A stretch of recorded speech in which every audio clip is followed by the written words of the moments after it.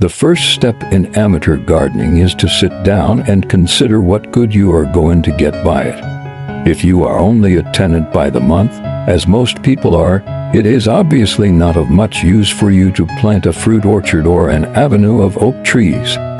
What you want is something that will grow quickly and will stand transplanting, for when you move it would be a sin to leave behind you the plants on which you have spent so much labor and so much patent manure. We knew a man once who was a bookmaker by trade and a ledger bookmaker at that, but had a passion for horses and flowers. When he had a big win, as he occasionally did, it was his custom to have movable wooden stables built on skids put up in the yard, and to have tons of the best soil that money could buy carted into the garden of the premises which he was occupying. Then he would keep splendid horses and grow rare roses and showbench chrysanthemums. His landlord passing by would see the garden in a blaze of color and promise himself to raise the bookmaker's rent next quarter day. However, when the bookmaker took the knock, as he invariably did at least twice a year, it was his pleasing custom to move without giving notice. He would hitch to cart horses to the stables and haul them right away at night. He would not only dig up the roses, trees, and chrysanthemums he had planted, but would also cart away the soil he had brought in. In fact, he used to shift the garden bodily. He had one garden that he shifted to nearly every suburb in Sydney, and he always argued that the change of air was invaluable for chrysanthemums. Being determined then to go in for gardening on common sense principles, and having decided on the shrubs you mean to grow, the next consideration is your chance of growing them. If your neighbor keeps game fowls, it may be taken for granted that before long they will pay you a visit, and you will see the rooster scratching your pot plants out by the roots as if they were so much straw, just to make a nice place to lie down and fluff the dust over himself. Goats will also stray in from the street and bite the young shoots off, selecting the most valuable plants with a discrimination that would do credit to a professional gardener. It is therefore useless to think of growing delicate or squeamish plants. Most amateur gardeners maintain a lifelong struggle against the devices of nature, but when the forces of man and the forces of nature come into conflict, nature wins every time. Nature has decreed that certain plants shall be hardy, and therefore suitable to suburban amateur gardeners. The suburban amateur gardener persists in trying to grow quite other plants, and in despising those marked out by nature for his use. It is to correct this tendency that this article is written. The greatest standby to the amateur gardener should undoubtedly be the blue-flowered shrub known as plumbago.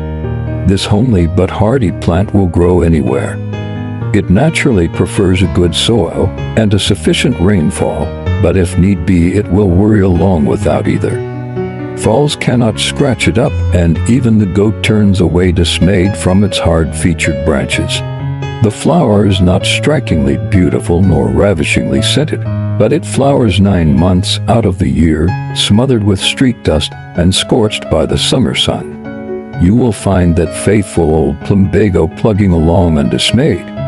A plant like this should be encouraged, but the misguided amateur gardener, as a rule, despises it. The plant known as the churchyard geranium is also one marked out by Providence for the amateurs. So is cosme, which comes up year after year where once planted. In creepers, bignonia and lantana will hold their own under difficulties perhaps, as well as any that can be found. In trees, the Port Jackson fig is a patriotic one to grow. It is a fine plant to provide exercise, as it sheds its leaves unsparingly and requires the whole garden to be swept up every day. Your aim as a student of nature should be to encourage the survival of the fittest. There is a grass called nutgrass and another called Parramatta grass, either of which holds its own against anything living or dead. The average gardening manual gives you recipes for destroying these. Why should you destroy them in favor of a sickly plant that needs constant attention? No, The Parramatta grass is the selected of nature, and who are you to interfere with nature?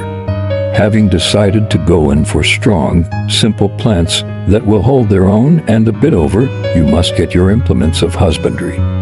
The spade is the first thing, but the average ironmonger will show you an unwieldy weapon only meant to be used by navvies. Don't buy it. Get a small spade about half size. It is nice and light and doesn't tire the wrist, and with it you can make a good display of enthusiasm and earn the hypocritical admiration of your wife. After digging for half an hour or so, get her to rub your back with any of the backache cures. From that moment you will have no further need for the spade. A barrow is about the only other thing needed. Anyhow, it is almost a necessity for wheeling cases of whiskey up to the house. A rake is useful when your terrier dog has bailed up a cat and will not attack it until the cat is made to run. Talking of terrier dogs, an acquaintance of ours has a dog that does all his gardening. The dog is a small elderly terrier with a failing memory. As soon as the terrier has planted a bone in the garden, the owner slips over, digs it up, and takes it away. When that terrier goes back and finds the bone gone, he distrusts his memory and begins to think that perhaps he has made a mistake and has dug in the wrong place. So he sets to work and digs patiently all over the garden, turning over acres of soil in the course of his search. This saves his master a lot of backache. The sensible amateur gardener then will not attempt to fight with nature, but will fall in with her views. What more pleasant than to get out of bed at 11:30 on a Sunday morning, to look out of your window along waving with the feathery plumes of Parramatta grass, and to see beyond at the churchyard jarrah, Niam flourishing side by side with the plumbago and the Port Jackson fig. The garden gate blows open, and the local commando of goats headed by an aged and fragrant patriarch, locally known as D-Wet, rushes in. But their teeth will barely bite through the weary stalks of the Parramatta grass, and the plumbago and the fig tree fail to attract them, and before long they stand on one another's shoulders, scale the fence, and disappear into the next-door garden, where a fanatic is trying to grow show roses. After the last goat has scaled your neighbor's fence, and only D-Wet is left, your little dog discovers him. D-Wet beats a hurried retreat, apparently at full speed, with the dog exactly 1 foot behind him, in frantic pursuit. We say apparently at full speed, because experience has taught that D-Wet can run as fast as a greyhound when he likes, but he never exerts himself to go faster than is necessary to keep just in front of whatever dog is after him.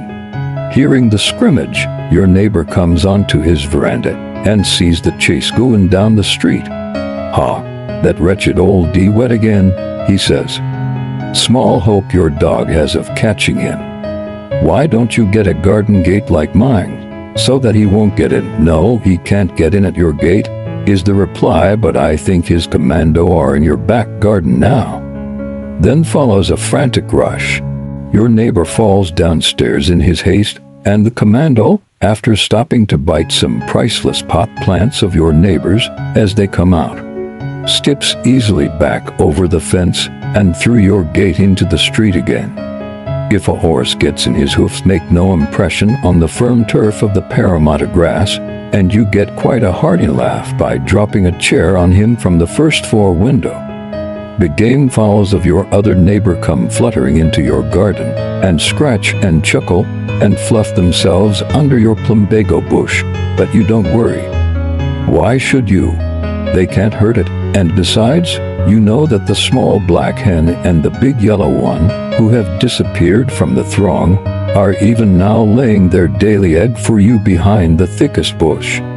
Your little dog rushes frantically up and down the front bit of your garden, barking and racing and tearing up the ground because his rival little dog, who lives down the street, is going past with his master, and each pretends that he wants to be at the other, as they have pretended every day for the past 3 years. The performance he is going through doesn't disturb you. Why should it? By following the directions in this article, you have selected plants he cannot hurt.